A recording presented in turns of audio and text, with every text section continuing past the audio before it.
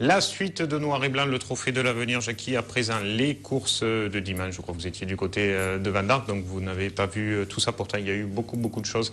Et puis surtout, un grand moment de frayeur pour Benjamin Valette dans les arènes des Saintes-Maries de la Mer pour la complète de la Manade Somade. Heureusement, plus de peur que de mal pour le raseteur, même s'il est toujours à l'hôpital ce mardi soir. On y reviendra après ces images. Le week-end au trophée de l'avenir fait en tout cas les courses de dimanche. En ce dimanche au Trophée de l'Avenir, commençons par Fourques. La cité gardoise, à 2 pas d'Arles, organisait ce week-end 2 jours de festivités. Le dimanche, le Trophée Souvenir Jean-Claude Bergier revient à Armageddon de la Salle Irène, sorti le samedi alors que le prix du meilleur animateur est attribué lui aussi à Lucas Faure pour la course de la veille. Mais en ce dimanche, le premier, Corallien de la Salle Irène, joue son rôle à merveille. Bien calé aux planches, il faut vraiment aller le chercher. Mais à chaque arrivée, il se montre dangereux en envoyant la corne. Romain Gros y laisse d'ailleurs un bout de son pantalon. Corallien rentre logiquement une ficelle à musique.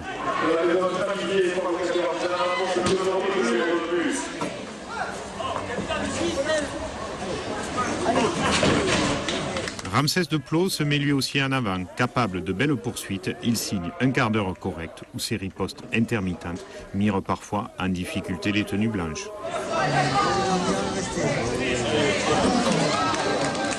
L'autre pensionnaire de la Manade de Plot, Pantin, est d'un tout autre niveau.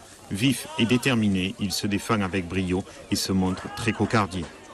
Il garde tout au long de sa course le contrôle sur les tenues blanches et conserve sans souci ses ficelles.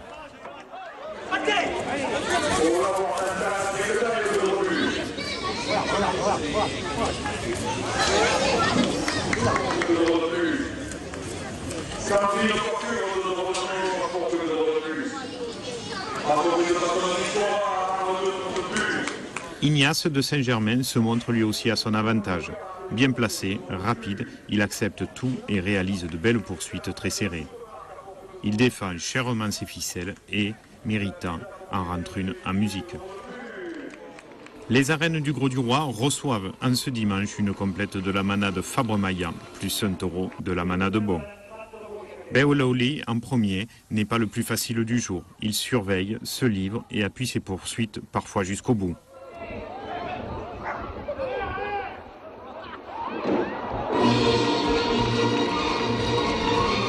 Miralles en fait d'ailleurs les frais, puisqu'il se fait toucher à la cheville et se retire sur blessure. Beolaoli signe 10 minutes 30 de qualité, récompensé de 4 Carmen plus retour. Arlatin, toujours de Maillan, se montre lui aussi très volontaire. Capable de jolis enfermés, il faut alors le physique et l'esthétique du rasé de Servière pour en tirer le meilleur. Grâce essentiellement au raseteur des Margues, Arlatin signe une prestation de qualité. Après la pause, Auturier signe lui aussi une bonne course qui aurait mérité de la part des hommes un petit peu plus d'intensité. Ainsi, le pensionnaire des Bernacles fait ce qu'on attend de lui sans forcer. C'est sans forcer qu'il rentre ses 2 ficelles. Clodomir, le seul taureau de la Manade Jacquebon en cet après-midi, comme on pouvait s'y attendre, crée en quelques rasés qu'il reçoit le spectacle. Après 5 minutes d'observation des tenues blanches, c'est Cyril Garcia qui montre la voie à tous les raseteurs en faisant le premier vrai rasé. Servière fait le suivant et est obligé de passer par-dessus le portail après l'envolée du taureau. Mais c'est à nouveau le Cyril Garcia qui, avec 2 autres rasés, sauvera la course du taureau délaissée par toutes les autres tenues blanches. La deuxième action est d'une puissance incroyable et Clodomir traverse en contre-piste après avoir fracassé toutes les planches pour une prestation explosive dont Garcia récolte en plus du mérite la coupe, cocarde et le premier gland du taureau de la Manade Bon. Riège ensuite de Maillan, très classique, a surtout permis à tous ceux qui n'avaient pas vu le taureau précédent de passer. Il signe dans ce contexte un quart d'heure honnête où il excelle dans les séries. Enfin, Nectar de Maillan est un taureau un peu différent des Maillans. Classique, belliqueux, il signe lui aussi quelques belles conclusions aux planches. Il tape ainsi très fort après Servière et sombre même après Roux pour un final de qualité. De l'autre côté du Petit Rhône, ce sont les Sommades qui sont présentés aux Saintes-Maries de la Mer. En première partie, on retient surtout le bon quart d'heure d'Espadon qui rentre décidé. Tellement décidé qu'après 1 minute 30, il réintègre le tauril après s'être envoyé sur Valette qu'il blesse en contre-piste. Craignant le pire pour le raseteur Van d'Argois, c'est-à-dire un coup de corne gravissime au niveau du ventre, finalement, Benjamin Valette s'en tire, si l'on peut dire, avec seulement 4 ou 5 côtes cassées. Un moindre mal quand on voit la violence de l'action qui aurait pu, vu les circonstances, être mortelle. Le docteur de service. Après presque 1 heure d'interruption, le taureau revient en piste avec toujours autant d'envie d'en découdre avec les tenues blanches. Martin, Glaise ou Oudjid, dans une énorme action, conclut brillamment ce quart d'heure qui reste chargé d'émotions.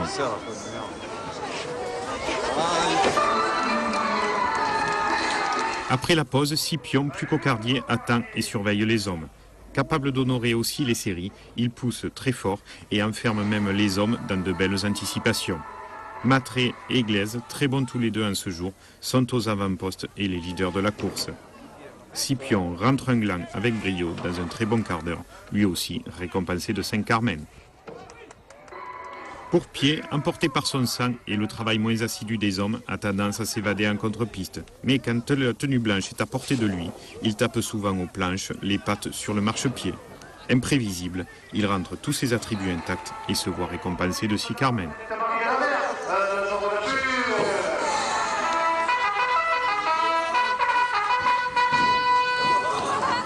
Enfin, Eos, taureau entier qui n'est pas sans rappeler morphologiquement Vovo, dont la statue trône devant les arènes des Saintes Maries de la Mer, ne signe pas la fin de course qu'on pouvait attendre. Emporté lui aussi par son sang et sa méchanceté, une seule action après l'homme est à noter. Des hommes qui, sans doute échaudés par l'incroyable accident de Benjamin Valette, ont, en cette fin de course, un peu levé le pied de cette royale espoir de la manade Sommade, pourtant explosive. Voilà, jolie sortie des taureaux de la manade Sommade au Sainte-Marie-de-la-Mer. Et puis on l'a appris semaine dernière, je crois, à l'heure où on a enregistré cette émission. Peter Ball qui a réalisé la statue de Vovo, dont on parle dans le reportage, devant les arènes des Sainte-Marie-de-la-Mer, qui est décédé. Qui est décédé voilà. À Sénas, il habitait Sénas. C'est ça, on était allé le filmer alors qu'il réalisait cette statue-là, ou à moins que ce soit la précédente, celle de Camarina peut-être. Celle de Camarina. Il a réalisé les deux, donc voilà, on pensait pour toute sa famille. Il paraissait en très bonne santé, et un phénomène costaud et tout. J'étais surpris de sa disparition. Henri, venons à votre actualité. La première royale à l'avenir, ou complète à l'avenir de la manade de Laurent, ça faisait, je me rappelle, moi la dernière fois, il y avait des taureaux de Lyon, etc., qui faisaient partie de la royale, l'une des dernières fois où je l'ai vu avec Vif peut-être. Ça faisait combien, 10 ans? En 2005, il n'y avait plus rien. Voilà. On peut dire ça comme ça. Et celle d'avant, il y avait Lyon, Téflon, Vison, Brutus, Castellas. Et puis on pouvait... Moriez, celui-là. On pouvait logiquement avoir des doutes, parce que vous avez fait abattre tout votre cheptel pour des problèmes de tuberculose. Vous êtes reparti sur des embryons en gardant la race d'origine, avec des vaches porteuses. Donc on ne savait pas trop ce que ça allait donner. Et là, c'est vrai qu'avec ces 7 taureaux de 6 ans, on se rend compte que finalement la race est la même. Et en tout cas, elle a été conservée. La race a été conservée, c'est ce qui nous importait, bien sûr. Et j'en suis très heureux, Patrick aussi, que j'excuse parce qu'il n'a pas pu venir aujourd'hui. Mais maintenant que ça a passé, je peux dire que ça a été très dur quand même. Ça a été très dur et un peu injuste. Je veux critiquer personne, mais après ça sera terminé. Il n'y a pas de test fiable à cette maladie. Il y en avait beaucoup avant. Il en reste beaucoup moins parce qu'on a fait abattre énormément de bêtes, mais il y en a encore. Voilà, c'est tout ce que je peux dire. Un peu partout, je parle. Mais bon, nous, on a réussi à faire cette insémination et le transfert d'embryons, ce qui n'est pas simple. Et parlons de l'avenir et du positif. L'avenir, c'est aujourd'hui combien de veaux à la manade de Laurent Henri cette année? Il en est, bon an, mal an, entre 30, 35, voilà, 30, 35 à peu près. Et le cheptel aujourd'hui, sur les marchés? Le cheptel, on a continué malgré tout ça à sélectionner, donc il n'est pas il n'est pas extensif, quoi. Je veux dire, il y a quand les vaches ne marchent pas, on les fait tuer. Quand les taureaux ne marchent pas, on les fait tuer aussi, on les essaie. Avant, on pouvait les garder jusqu'à 7-8 ans quand tu étais dans le plan de charrette ou autre. Maintenant, les choses sont différentes, donc il vaut mieux garder ceux qui a l'air d'être bons. Je dis bien qui a l'air. Et voilà, donc il y a à peu près 200 bêtes, quoi. Ça suffit amplement à satisfaire une passion. On peut savoir les talons qui est à l'origine de tous ces taureaux qui sortent là maintenant? Ben, les talons, on avait gardé à ce moment-là des paillettes de lion surtout et de téflon. Et quand il nous est arrivé ça, en accord avec les services vétérinaires, on a pu prélever des paillettes et préparer du sperme avec les fils de lion. Donc tous viennent soit de lion, soit des fils de lion. Et un bon résultat, hein, parce qu'à l'arrivée, on a vu une belle royale à Saint-Laurent. Et puis surtout, un monde fou, comme ça devait faire des décennies qu'il n'y en avait pas eu aux Marquises pour fêter ce retour-là à l'avenir. C'est sûr que ça fait... Les images vont partir, hein, je pense, Henri, on va les regarder ensemble, puisqu'on était présents. Ça fait chaud au cœur, quoi, voilà. Oui, c'était un événement, quoi. C'était un peu comme à l'époque de Goya, où les gens venaient assister au tri des taureaux. C'était véritablement un événement, oui. Ça s'est passé aussi dans l'arène, hein. Dans l'arène, il y a eu du monde. Oui. On se retrouve là chez vous, Henri, on voit votre épouse Patrick, votre fils, et puis cette complète que vous ramenez après le tri jusqu'au camion, puisque les taureaux sont amenés dès près jusqu'aux arènes en camion, pour les gens qui ne connaissent pas la course camarguaise et qui la découvrent à la télé aujourd'hui en images, que ce soit à Marseille ou à Montpellier et même à Nîmes. Voilà cette complète de la manade Laurent, avec votre fils au premier plan. Oui. Et moi au second, oui. Non, bien sûr, ça a été une très très bonne journée pour la manade. Et une foule immense pour, à l'heure de acheter des places aux arènes de Saint-Laurent-des-Couzes, une queue comme on en voit rarement dans des arènes au Trophée d'Avenir. Comme quoi, il y a une attente quand même du public. Bien sûr. Et puis, quelle race que celle des Laurent qui revient aujourd'hui en piste. Et on se retrouve avec Cisco. Alors forcément, les taureaux de Laurent, ça saute un peu. Et là, ça a sauté dès le premier. Ça a sauté beaucoup. Et bon, je vais dire quelque chose. Pourquoi le premier que nous avons fait sortir à Aigues-Vives, il y a 3 ans, a sauté, mais est revenu en piste. Et le premier qui sort à l'avenir, alors qu'il ne l'avait jamais fait, là, il a voulu, comme un petit signe, revenir en piste. Un grand taureau de votre manade qui, comme ça, entre autres, revenait en piste après être passé en contre-piste. À cette course-là, on était content, Jackie, de retrouver un Lucas Fort en grande forme. Nicolas Noguera me disait qu'il lui faudra à peu près 10 courses pour être dans le bain du Trophée de l'Avenir. Finalement, il en a fallu 5. Il fait plus de 20 points, puis surtout, il a retrouvé le rasé et la bonne distance par rapport au taureau. Dans une course où Aliaga aussi a été bon côté gauche, ainsi que Marc Sanchez. Oui, et Favier. Et Maxime Favier également. Ça, c'est Troubadour qui a fini à gauche parce qu'il était mieux rasoté. Mais Troubadour, c'est la première fois, non? Il n'a jamais eu chez les Laurent. Des taureaux appelés comme ça, c'est vrai. Parce qu'après les autres, on connaît. Hein, les autres, oui, il fallait un peu changer quand même. Donc ça, c'est le classique de l'équipe, là, Troubadour. Classique et spectaculaire, la preuve.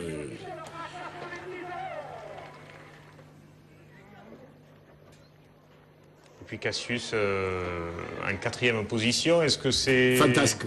Voilà, lui aussi Fantasque, qui revient en piste. Le désigné Fantasque, lui aussi est revenu en piste, il saute beaucoup, il a besoin de mûrir. Il est excessivement méchant.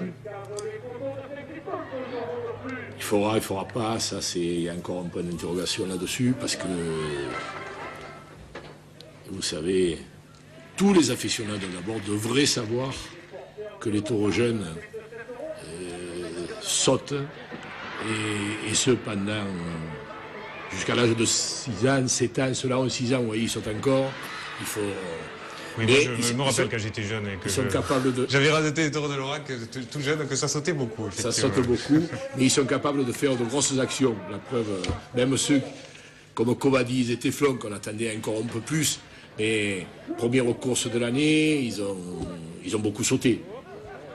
Donc vous parliez de Téflon, qui était un des derniers taureaux de la manade avant l'abattage.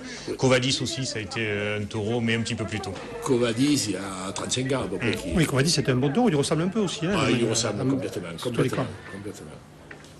Et ça, c'est Jupiter qui a, malgré les rasés un peu tordus, et il a un cœur énorme. C'est ce qu'il faut au Cocardi. Il a encore quelle action du taureau et quel beau rasé aussi de Maxime Fabier. Oui, voilà. Beau rasé, mais je voudrais dire aux aficionados que lorsqu'ils viennent voir des taureaux de 6 ans, ils doivent savoir qu'ils sont encore très jeunes. Et avoir la patience d'attendre qu'ils mûrissent. De toute façon, un taureau de Laurent qui ne saute pas à 6 ans, je pense que vous ne le garderez pas longtemps, Henri, non?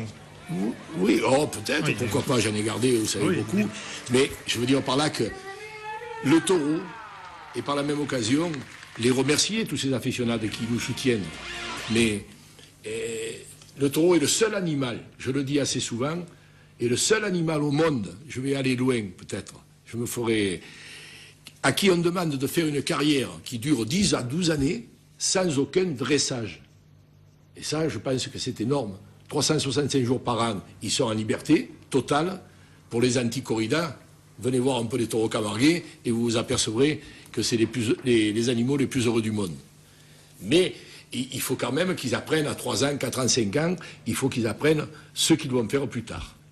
Et ceux qui sont généreux et qui seront bons plus tard sont très vulnérables quand ils sont très jeunes. Je ne sais pas si vous comprenez ce que je veux dire.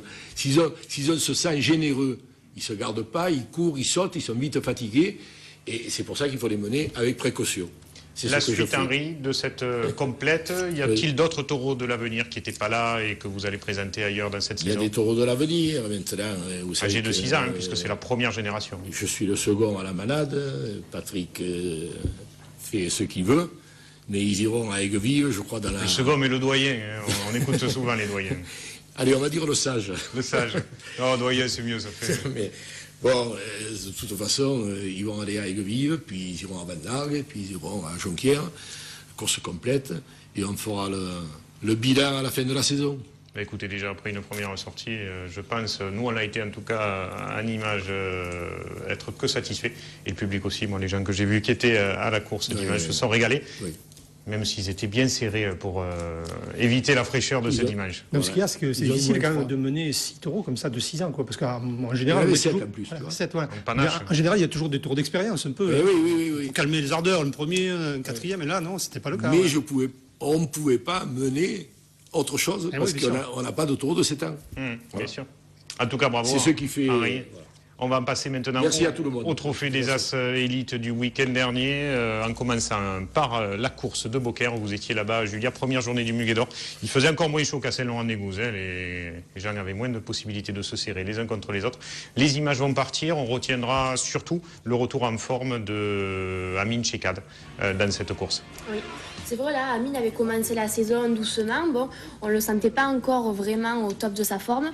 Puis là, il nous a prouvé qu'il était bien présent et il a commencé très très fort cette première course du Muguet d'Or puisqu'il a pris la tête avec 20 points.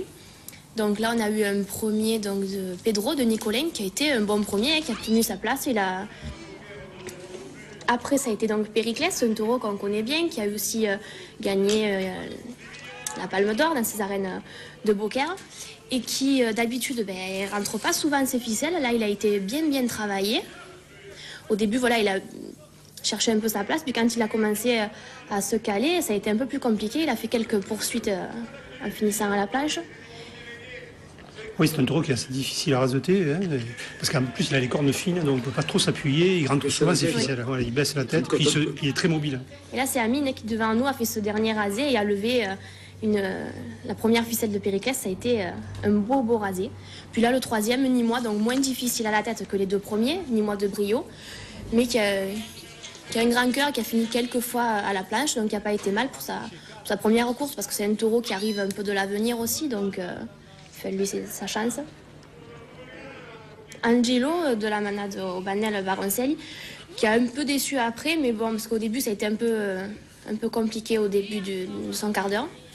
Mais moi, après, je pense que ce taureau il s'est un peu perdu dans les arènes de Beaucaire. C'est un peu grand pour lui, il a l'habitude de courir dans des petites arènes, donc voilà. Il s'est bien repris sur la fin, je crois. Voilà, il a mieux terminé le quart d'heure que ce qu'il avait commencé. Puis là, on a vu de beaux rasés aussi d'Adrien, d'Amine. La course a beaucoup tourné avec Amine, Adrien, Eric Radouane aussi qui a beaucoup raseté et bien raseté. Et Bastien Four, qu'on avait vu très en forme depuis le début de la saison, qui est un peu passé au travers, je crois qu'il fera 2 points. Oui. Adrien Poujol en même temps aussi. Je crois que c'était droitier aussi, et ce sera pareil à Vandar, c'est des courses droitières, donc avantage au côté droit. Ça a bien avantagé Amine en tout cas, puisqu'il a pris une large avance avec tout ça. Et finalement, le second, Nicolas Violet, qui revient à ce niveau-là au trophée des As en forme après de gros pépins physiques au genou la saison passée. Voilà, qui est second, mine de rien, du Muguet d'Or, même si ça ne veut rien dire au bout d'une course, puisque tous après Amine Chekat qui a pris une large avance se tiennent dans un mouchoir. Oui, parce que je crois que Nicolas Violet a enlevé quasiment tous les attributs, ou beaucoup d'attributs à Angelo, et donc c'est quasiment sur ce taureau qu'il a pris directement la 2e place. Donc, Puis là, Ivanoé, comme on vient de voir, la méchanceté des blatières, comme on la connaît. Puis Sultan, pour finir la course, je crois qu'il a fait à peu près 5 minutes. Il n'a pas été trop... il n'a pas fait un long quart d'heure parce qu'il est tombé un peu dessus.